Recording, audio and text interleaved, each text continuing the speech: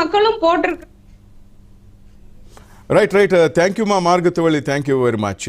Right GVL sir కూడా మనతో పాటు లైవ్లో సిద్ధుకున్నారు. రైట్, మనకి మార్గతవళి ఏఐసిసి మెంబర్ అందించిన సమాచార ప్రకారం తమిళనాడులో ఓటింగ్, ఆ రోజు ఓటింగ్ రోజే చాలామంది చెప్పేశారు మేము గెలుస్తున్నాం, అందరూ అంటే విజయ్కి సంబంధించి విజిల్కే మేము ఓటు వేసామని చెప్పేశారు.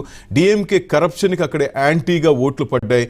యువత కానీ మహిళలందరూ కూడా విజిల్ అంటే టీవీకే పార్టీకే ఓటు వేశారు. తమిళనాడు ప్రజలు మార్పు కోరుకున్నారు. తమిళనాడు మక్కళ్ళు అంటే తమిళనాడు ప్రజలంతా కూడా కొత్త మార్పు కోరుకున్నారు. వాళ్ళు ఇన్ని రోజులు శాసించారు, డిఎంకే అయితేనేమి అన్నా డిఎంకే, వాళ్ళకి చెక్ పెడుతూ ఈరోజు విజయ్ రాబోతున్నారని చెప్పేసి మనకి మార్గతవళి ఏఐసిసి మెంబర్ ఇప్పుడు దాకా లైవ్లో చెప్పారు. రైట్, జీవీఎల్ సార్, ఏంటి రిజల్ట్ చూస్తుంటే ఏమనిపిస్తుంది? పశ్చిమ బెంగాల్లో పూర్తి ఆధిక్యంలోకి వచ్చే దిశగా కనిపిస్తుంది. ఆల్రెడీ అస్సాం మీరు హ్యాట్రిక్ దిశగా వచ్చేసారు. ఇంకా కేరళలో యూడిఎఫ్ సార్ అది ఎగ్జిట్ పోల్ చెప్పిన ప్రకారం, పుదుచ్చేరి మీరు చెప్పినట్టుగానే మీరు అక్కడ అధికారం దిశగా వచ్చేసారు. ఇప్పుడు తమిళనాడు పశ్చిమ బెంగాల్లోనే గెలుపోవటముల మీద ఆధారపడింది సార్. బీజేపీ ఏమనిపోతుంది, మీరు ఏం ఊహిస్తున్నారు సార్ రెండు చోట్ల?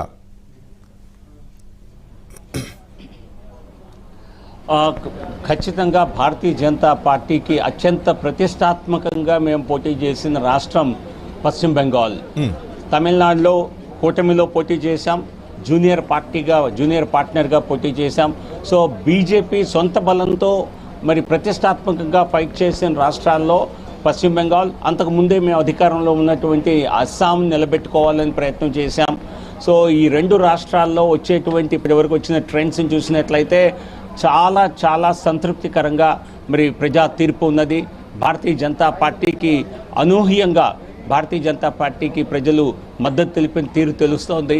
అస్సాంలో మరి దాదాపుగా 3/4 మెజారిటీతో మళ్ళీ మూడవసారి ప్రభుత్వాన్ని ఏర్పాటు చేయటం మీరు అన్నట్టుగా హ్యాట్రికే అవుతుంది. అలాగే పశ్చిమ బెంగాల్లో గతంలో కేవలం 2 స్థానాలకే 10 సంవత్సరాల క్రితం పరిమితమైనటువంటి భారతీయ జనతా పార్టీ ఈ రోజున సొంతగా అక్కడ ఆధిక్యంలో ఉండటం, అక్కడ ఖచ్చితంగా మరి మెజారిటీనే కాదు పెద్ద మెజారిటీని తెచ్చుకునే విధంగా ఇప్పుడు వచ్చినటువంటి ట్రెండ్స్ కనిపిస్తున్నాయి. 2/3 మెజారిటీ వచ్చిన ఆశ్చర్యం లేదు. సో భారతీయ జనతా పార్టీకి పశ్చిమ బెంగాల్ ఎన్నిక చాలా ప్రతిష్టాత్మకమైంది, చాలా ఆనందాన్ని ఇచ్చేటువంటిది. అలాగే తమిళనాడులో మాకు ప్రధాన వ్యతిరేక కూటమైనటువంటి డిఎంకే కాంగ్రెస్ కూటమి ఏదైతే ఉన్నదో దాన్ని ఓటమి లక్ష్యంగా మేము ప్రధానంగా పనిచేయటం జరిగింది. ఆ కూటమి మరి చిత్తుగా ఓడిపోతున్నటువంటి పరిస్థితి ఈరోజు మనకు కనిపిస్తోంది. అక్కడ ఖచ్చితంగా ఎన్డీఏ కూటమి కానీ విజయ్ పర్ఫార్మెన్స్ కూడా మీరు చూసినట్లయితే టీవీకే పర్ఫార్మెన్స్ చాలా మొదటి పర్ఫార్మెన్స్లోనే డెబ్యూ పర్ఫార్మెన్స్లోనే అత్యంత అద్భుతంగా పర్ఫార్మెన్స్ చేసినట్టుగా తెలుస్తోంది. కానీ అక్కడ ఫైనల్ నంబర్స్ వచ్చే వరకు వేచి చూడవలసి ఉంటుంది, సంఖ్యాబలం ఏ విధంగా ఉంటుంది. ఏది ఏమైనప్పటికీ అక్కడికి యాంటీ డిఎంకే కాంగ్రెస్ ప్రభుత్వ ఏర్పాటు ఖచ్చితం, అది మాకు చాలా సంతోషాన్ని ఇచ్చేటువంటి అంశం. కాంగ్రెస్కు ఉన్నటువంటి ఏకైక కన్సోలేషన్ కేరళ గెలుచుకోవటం, అది గెలిచేది కూడా కమ్యూనిస్టుల పైన కాబట్టి సో భారతీయ జనతా పార్టీకి అక్కడ రాష్ట్రంలో మొట్టమొదటిసారిగా అసెంబ్లీలో భారతీయ జనతా పార్టీ ఎమ్మెల్యేలు అడుగు పెడతారన్నటువంటి నమ్మకం మాకుంది. అది భవిష్యత్తుకి మరి ఒక భవిష్యత్తు ఛాలెంజ్గా చూడటం జరుగుతుంది. ఈరోజు ఎన్నికలు మొత్తం చూసినట్లయితే మరి కేంద్ర ప్రభుత్వాన్ని మహిళా రిజర్వేషన్ బిల్లుని వ్యతిరేకించినటువంటి పార్టీలు ఏవైతే ఉన్నాయో అటు మమతా బెనర్జీ కానివ్వండి, ఇటు కాంగ్రెస్ కానివ్వండి, ఇక్కడికి వచ్చేసరికి తమిళనాడులో డిఎంకే అత్యంత ఎక్కువగా దాన్ని వ్యతిరేకించినటువంటి పార్టీ డిఎంకే, వారందరూ కూడా మరి దారుణ పరాజయ పాలవటం అది కనిపిస్తోంది. ఇప్పటివరకు ఇంకా ఫైనల్ రిజల్ట్స్ రావడానికి 3-4 గంటల సమయం పట్టినప్పటికీ ఇది ఖచ్చితంగా జరిగే విషయంలో కనిపిస్తోంది.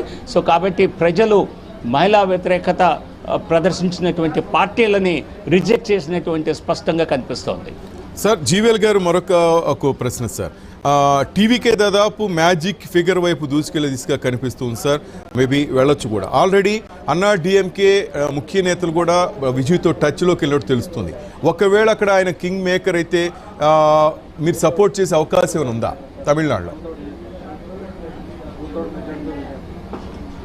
చూడండి, నేను ఇందాక చెప్పినట్లుగానే DMK is out of the game కంప్లీట్గా. వాళ్ళు ఈ ఎన్నికల్లో పరాజయం చెందారు.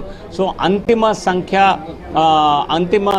సంఖ్యాబలం టీవీకేకి ఎంత, ఎన్డీఏ కూటమికి ఎంత అని తెలిసే వరకు కూడా ఎటువంటి వ్యాఖ్యలు చేయటం ఎవరికి సరికాదు. కానీ టీవీకే కానివ్వండి, ఏడీఎంకే కూటమి, ఎన్డీఏ కానివ్వండి, మేమందరం డిఎంకేకి వ్యతిరేకంగానే పోటీ చేశాం. సో కాబట్టి భావ సారూప్యత ఉన్న పార్టీలు బీజేపీ కానీ, ADMK and TVK, DMK is the opponent in this entire election. So కాబట్టి డిఎంకే ఓటమితో మేమందరం ఖచ్చితంగా సంతోషంగా ఉంటాం. మరి అంతిమ సంఖ్య బలం తెలిసిన తర్వాత మరి ఎటువంటి ప్రభుత్వ ఏర్పాటుకి ఎవరు సహకరించాలి, ఎలా చేయాలి అన్న దానిపైన చర్చలు జరిగే అవకాశం ఉంటుంది. దీనికి సమయం పట్టే అవకాశం ఉంటుంది. వెంటనే మరి గంట 2 గంటల్లో తేలే అంశం కాదు. జీవీఎల్ సార్, మీరు ఊహించారా తమిళనాడులో కాకపోతే ఖచ్చితంగా యాంటీ డిఎంకే ప్రభుత్వం ఇటువంటి రిజల్ట్ వస్తుంది తమిళనాడులోని మీరు ఊహించారా సార్? ఖచ్చితంగా తమిళనాడులో